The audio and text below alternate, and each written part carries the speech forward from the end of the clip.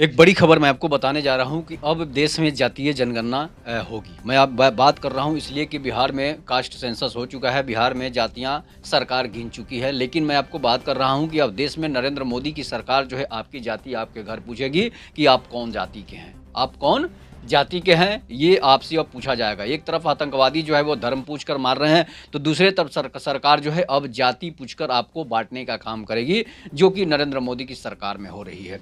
मैं बात कर रहा हूं कि जो नरेंद्र मोदी कुछ दिन पहले जब बिहार में कास्ट सेंसस हो रहा था, उस समय नरेंद्र मोदी कहते हैं कि हमारी तो मात्र 4 ही जाति है, जो हिंदू, मुस्लिम, सिख और ईसाई हैं।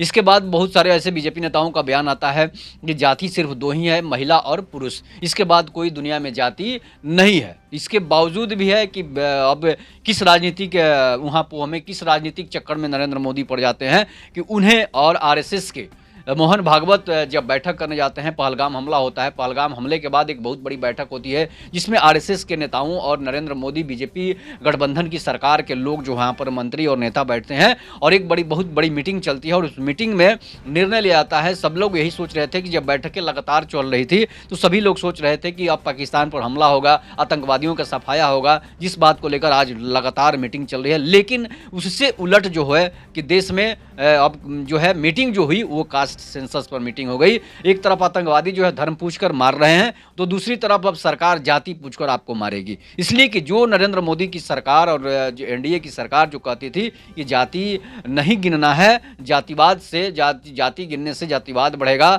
और धार्मिक उन्माद फैलेगा, जातीय उन्माद फैलेगा, उसके बावजूद अब आखिर कौन सी समस्या आ गई, किस विकट परिस्थिति में नरेंद्र मोदी की सरकार पड़ गई कि जातीय जनगणना कराने पर मजबूर हो गई। हालांकि जातीय जनगणना के पक्ष में राहुल गांधी तो पहले ही कहते थे कि हमें जातीय जनगणना पूरे देश में कराएंगे।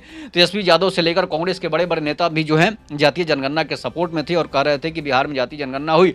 तो हालांकि जातीय जनगणना से बिहार में ना कांग्रेस को फायदा हुई, ना तेजस्वी यादव को फायदा हुई, ना ही नीतीश कुमार को फायदा हुई। इसलिए कि लोग अब जाति को भुला चुके हैं और सिर्फ शादी विवाहों में ही जाति अब चल रही है। नहीं तो हर किसी के घर हर कोई खा रहा है, पी रहा है, रह रहा है, बैठ रहा है। यहाँ तक कि अलग अलग अगर शादियां भी है तो जो अलग अलग जातियों में भी अब शादियां होना शुरू हो गई है। जो शादियां लव मैरिज से लेकर जो है अरेंज मैरिज तक अब शादियां जो है अलग अलग कास्टों में होना शुरू हो गई है। उसके बावजूद भी अगर सरकार जाति गिनती है तो जातीय अनुवाद सरकार फैलाएगी। लेकिन मैं बात कर रहा हूं कि मुसलमानों की भी जाति गिनी जाएगी। हो सकता है कि आरएसएस का एजेंडा हो कि भाई पहलगाम में जिस तरह से हमला हुआ, मुसलमानों ने जाति और धर्म पूछकर मारा, उसके बावजूद जो है सरकार अब इस सख्ते में है कि सरकार भाई चाहेगी कि मुसलमानों की जाति गिनी जाएगी, जिसमें पसमानदा मुसलमान सबसे नंबर 1 पर बीजेपी की आंखों में है। और पसमानदा मुसलमान जो बीजेपी को वोट करते हैं, ऐसा बीजेपी कहती है कि पसमानदा मुसलमान उसे वोट करती है और उस पसमानदा मुसलमानों की संख्या अधिक होने के कारण जो है बीजेपी चाहती है कि पसमानदा मुसलमानों पर जो है हम अपनी पकड़ बना लें और बाकी के फॉरवर्ड मुसलमान हैं और जो बाकी के ओबीसी मुसलमान हैं उसको साइड कर दिया जाए। इसलिए कि फॉरवर्ड मुसलमान और बैकवर्ड मुसलमान जो हैं वो जो हैं कांग्रेस और आरजेडी और सपा को अधिकतर वोट करते हैं और जो दलित मुसलमान हैं, जो गरीब मुसलमान हैं, जो पसमानदा समाज से आते हैं, अंसारी और दुनिया समाज से आते हैं, जुलाही और मोमिन समाज से जो भी आते हैं, वो बीजेपी को वोट करते हैं। ऐसा नरेंद्र मोदी कहते हैं, ऐसा बीजेपी के नेता और अमित शाह भी कहते हैं। उसके बाद पसमानदा मुसलमानों की जो है रैली, पसमानदा मुसलमानों के कार्यक्रम में भी नरेंद्र मोदी शिरकत कर चुके हैं। उसके बाद अब अगर मुसलमानों की जाति गिनी जाएगी तो कौन मुसलमान किसके पक्ष में होगा, इसलिए कि मुसलमान धर्म के नाम पर इकट्ठा हो जाते हैं। अब जाति की जब जनगणना होगी, जाति जब गिनाएगा तो हो सकता है कि मुसलमान जो है जाति के नाम पर अलग अलग बट सकते हैं। इसलिए कि हिंदू धर्म अगर बटा हुआ है तो वो सिर्फ जाति के नाम पर बटा हुआ है, धर्म के नाम पर हिंदू धर्म भी धर्म के नाम पर कहीं कहीं एक हो जाता है, लेकिन जाति के नाम पर अलग हो जाती है। इसलिए कि हिंदुओं की संख्या ज्यादा होने की वजह से ऐसा हो जाता है। हर देश में ऐसा होता है, सीरिया, इराक, नेपाल, भूटान, पाकिस्तान, आप कहीं भी चले जाइए तो जिसकी जिस संख्या ज्यादा होती है उसकी थोड़ा सा वर्चस्व रहती है और उसकी जाति की जो है ज्यादातर वहां पर वैल्यू मिल जाती है। उसके बाद क्या होता है कि भारत में जो है तो मुसलमान धर्म के नाम पर एक हो जाते हैं। उसके बाद बीजेपी उसमें से तोड़ेगी, जिस तरह से पीडीए गठबंधन, जिस तरह से इंडिया गठबंधन के लोग हिंदुस्तान में हिंदुओं को जातियों में तोड़कर उनका वोट ले लेते हैं, उसी तरह बीजेपी भी चाह रही है, आरएसएस भी चाह रही है कि मुसलमानों को तोड़कर मुसलमानों को अलग अलग करके अपना वोट बैंक बना ले।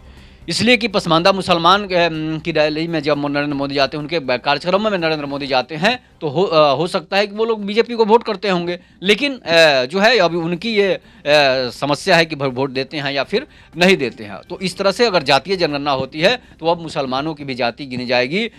शेख, सैयद, पठान, जुलाहा, मोमिन, चाहे जो भी मुसलमान हो, अंसारी, जितने भी मुसलमान हैं, मुसलमानों में भी 40 से कम जातियां नहीं है, और हिंदू में भी 27 से 28, 30 जातियां हैं, जिसकी वजह से बिहार में जो फ़ायदा इंडिया गठबंधन को होना चाहिए था, वो फ़ायदा इंडिया गठबंधन को जाता है। बिहार और यूपी की सीटों पर जब बीजेपी हारी है लोकसभा के चुनाव में 2024 के, तो लोकसभा के चुनाव की हार जो हुई है उसमें हो सकता है कि जाति बड़ा फैक्टर हो गया हो, और बीजेपी गठबंधन को इससे हानि हुई है, और पीडीए और इंडिया गठबंधन को उससे लाभ मिला। जैसे अखिलेश यादव की सीट ज़्यादा आ गई है। हालांकि बिहार में तो वैसा जातीय जनगणना हुई है, लेकिन बिहार में ऐसा संभव नहीं हुआ है। बिहार में जो है जिस तरह से वोट मिलते थे बीजेपी को, गठबंधन को और इंडिया गठबंधन को, उसी तरह से सीट आए हैं।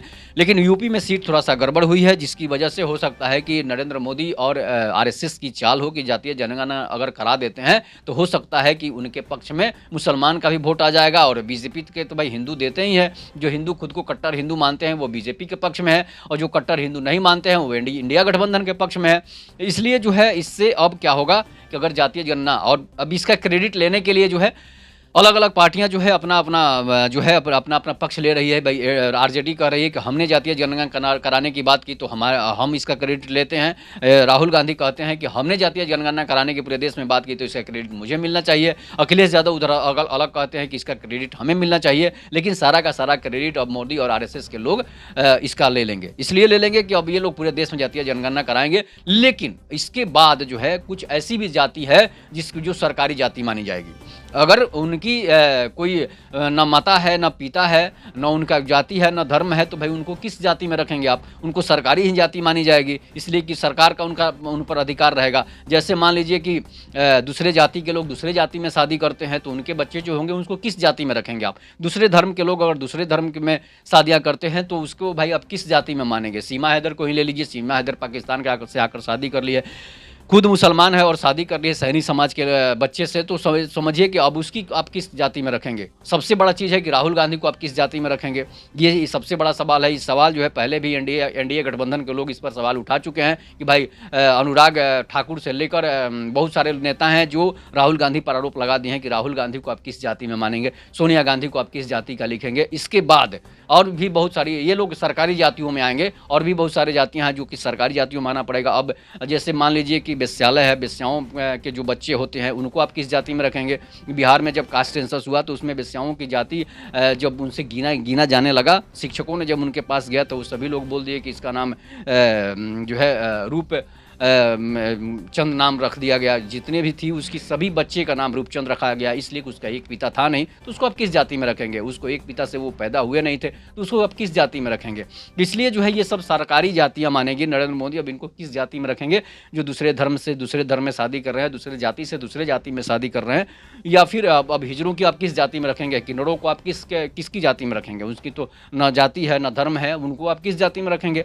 ये सब बहुत बड़ा समस्या है और बहुत बड़ा सवाल उठेगा। इसलिए कि कास्ट सेंसस जब होगा तो इन सभी की भी जातियां गिनी जाएगी। अब वो सरकारी जातियां किसके तरफ होंगी, और सरकारी जातियों में ये लोग आएंगे, इसलिए कि उनके न माँ की जाति है न पिता की जाति है, तो उनको किस जाति में भाई आप रखेंगे? इसलिए कि वो दूसरे से पैदा हुए, कौन पैदा करके चला गया अभी तो पता रहेगा तब ना भाई कि कुछ जाति के लोग हमारे साथ संभोग किए हैं जिसकी वजह से ये बच्चे पैदा हो गए हैं, तो उन लोगों की जातियां सरकार किसमें गिनेगी? अब ये सरकार से पूछा जाएगा, और ये क्वेश्चन जो है जरूर आएगा कि सरकार को इससे पूछा जाएगा कि आखिर इनकी समस्या जो है कहाँ से, इनकी समस्या को समाधान कैसे आप करेंगे? इनको आप किस जाति में रखेंगे? ये संविधान की जाति होगी या फिर भारत की जाति होगी या फिर सरकार की जाति होगी? इसलिए कि सरकार की जब जाति होगी, आखिर उनका तो कोई जाति है नहीं, तो फिर इनको किस जाति में आप रखेंगे? ये बहुत बड़ा सवाल खड़ा होगा। और भारत में अब हिंदुओं के साथ साथ मुसलमानों की भी गिनती होगी, और जातीय सेंसस जो है, कास्ट सेंसस, ये 2029 के चुनाव और बिहार चुनाव को लेकर किया गया है। अब अनाथ बच्चों को आप किस जाति में गिनेंगे? मान लीजिए कि जैसे कि मान लीजिए कोई अनाथ बच्चा है, जिसका मान लीजिए कोई प्रेग्नेंट बच्ची जो है कुंवारे में ही हो जाती है, उसका बच्चा जब होता है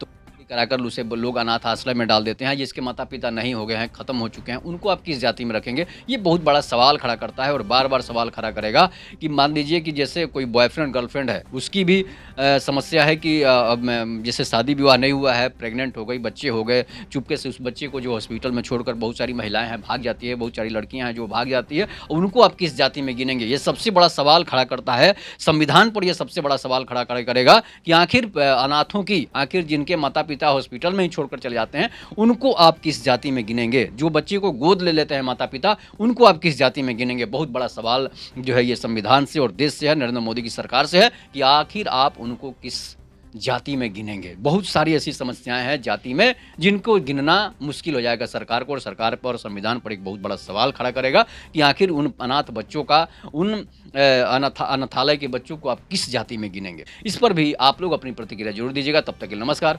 जय हिंद, जय भारत, जय श्री राम।